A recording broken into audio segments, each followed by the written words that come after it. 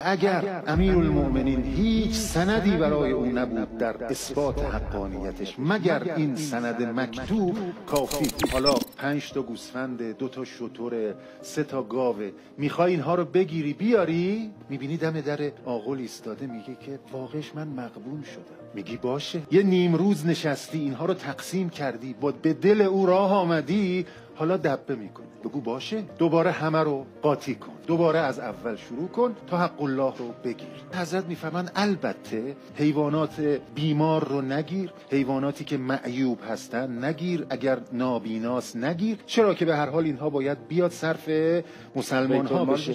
هر چه که میاری سالم بیار، ولی شرط اول این هست که رضایت صاحب همراه این اموال باشه. حالا میخوای اینها رو بدی به یک چوپانی، به یک ساربانی، اینها رو بیاره نزد من. مبادا به یک آدم سخت گیر و خشن اینها رو بدی. یه چوپانی رو پیدا کن، مهربان باشه با حیوانات، حقوق اونها رو رعایت کنه. وقتی اون ساربان داره اینها رو میگیره بهش سفارش کن، مبادا بین ماده شتر و بچه او جدایی بیاندازه. مبادا در راه که میخواد بیاد نیاز به شیر داره دیگه، زیاد شیر بدوشه از این ماده شتر که برای بچه شیر نمانه و بچه شیر کم بیاد.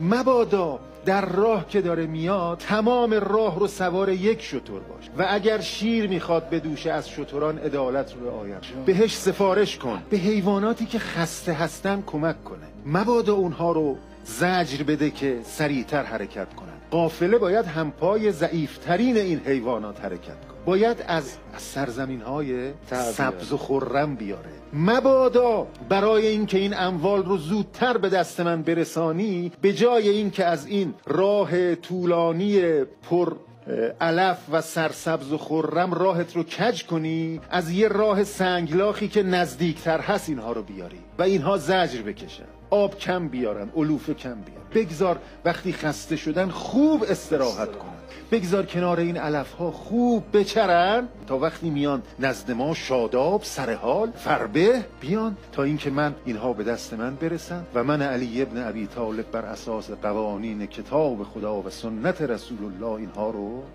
تقسیم کنم. بعد حضرت یه جمله‌ای دارن میفرمایند همه اینها رو گفتم که تو انسان باشی و به رشد برسی. برای من اولویت اولی نیست که خزانم پر باشه، برای من تو مهمی که انسان باشی و برای من سیم و زر زیاد در خزانه اولویت نیست. من به دنبال رضایت مردمم. خزانه من باید از رضایت دلهای مردم پر باشه.